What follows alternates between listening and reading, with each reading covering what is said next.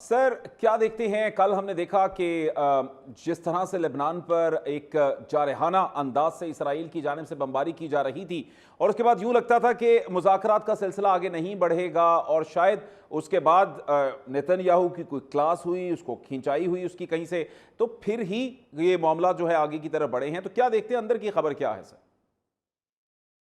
लेकिन बिल्कुल जो इज़राइल है ये बहुत बड़ा स्पॉइलर है, इंडिया की सपोर्ट में है and he never wanted India Israel के ये इनकी सीज़ फायर हो या इनका आपस में कोई मुआहदा हो, कि उसका मूड क्लियर पता चलता है कि वो चाह रहा था कि ईरान को हमेशा के लिए बिल्कुल इतना कमज़ोर कर दें, उसकी मिसाइल टेक्नोलॉजी और उसकी कैपेबिलिटी बिल्कुल ज़ीरो कर दें, न्यूक्लियर ख़त्म कर दें और उसके बाद इतनी बिल्कुल ही ताकत ना रहे कि वो किसी हालत में भी इज़राइल को थ्रेट कर सकते हैं। अगर इज़राइल लेटर स्टेज के ऊपर वो जाता है, ग्रेटर इज़राइल का उसका एक ख़्याल होता है, जो उसका ख्वाब है वो पूरा होने लगता है, तो कहीं ईरान की तरफ उसको थ्रेट ना हो।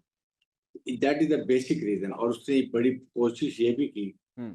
जब ईरान पे उसने एक सेंसिटिव जगह पे अटैक किया, फिर ईरान ने जाके पेट्रोकेमिकल हब के ऊपर सऊदी अरब के किया, तो दैट मीन दे वांटेड कि ये आपस में टेरेन क्लैश भी हो जाए।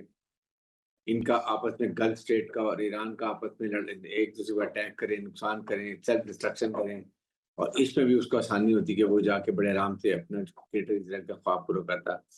तो पाकिस्तान की एक बहुत अच्छी सफारतकारी, पाकिस्तान हम्म। की डिप्लोमेसी, पाकिस्तान के फील्ड मार्शल यासिन मुनीर का personal hmm. One two one contact with president Trump, फिर उसके बाद जेडी वेंस के साथ, इज़राइल जी। ईरानियन ये एडमिनिस्ट्रेशन के साथ, किंगडम ऑफ सऊदी अरब के वलीअहद के साथ, फिर तुर्की के साथ, मिस्र के साथ, ये लेकिन सर कतर के सर साथ, इन इतना बड़ा तमाम ममालिक अमेरिका की जानिब से वफ्द भेजा गया है, उनके नायब सदर यहाँ पर मौजूद हैं, तो मुज़ाकरात की कामयाबी के अलावा कोई अब और चारा है? देखें, सबसे बड़ी बात ये है कि पाकिस्तान की क्रेडिबिलिटी देखें आप। हम्म।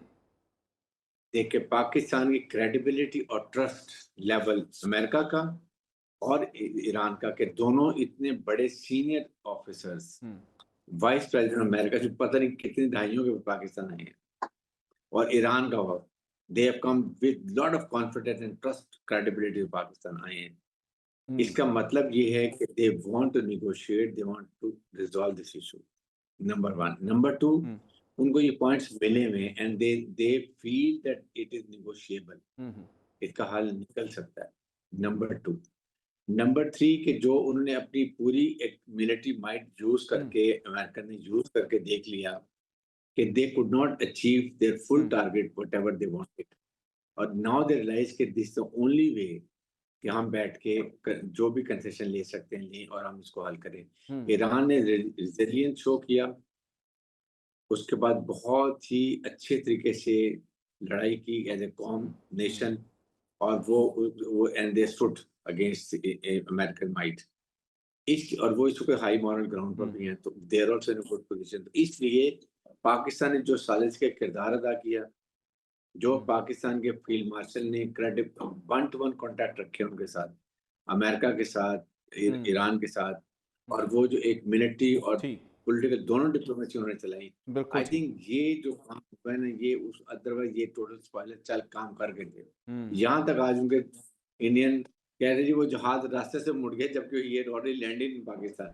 बिल्कुल अब ठीक। ये इनका हाल है हम्म। इंडियंस का। तो हम्म। इसलिए, और फिर पाकिस्तान ने देखें, इट्स नॉट दैट रीजनल कितने स्पॉयलर्स और इस रीजन में कितने ममालिक को पाकिस्तान ने हैंडल किया है। इट्स नॉट बिल्कुल ठीक। America only, it's not Iran, hmm. It's so many other regional countries को पाकिस्तान ने सबको ऑन बोर्ड करके हम्म। इतनी बड़ी एफर्ट, दुनिया इसी बात पे हैरान है, और हम्म। इसीलिए पाकिस्तान ने दुनिया जो एक तबाही के दहाने पे पहुंच चुकी थी, हम्म। 2-3 घंटे रह गए थे, उसमें पाकिस्तान ने सफारत कर किया। It will remembered, it should be taught in the history में दुनिया की, कि पाकिस्तान ने किस तरीके से दुनिया को एक तो तीसरी आलमी जंग से बचा लिया। बिल्कुल तो ये ठीक। बिल्कुल पाकिस्तान ठीक। का बिल्कुल ठीक हो गया सर, आपका इस हवाले से पॉइंट आ गया। जी, हमारे साथ मौजूद हैं अब्दुल्ला गुल साहब। अब्दुल्ला गुल साहब, अब इससे पहले भी हमने देखे बहुत से मुज़ाकरात हुए, जिस तरह से सालिसी करने की कोशिश की गई, तुर्किया में भी हुआ और उसके अलावा ओमान में भी हुआ।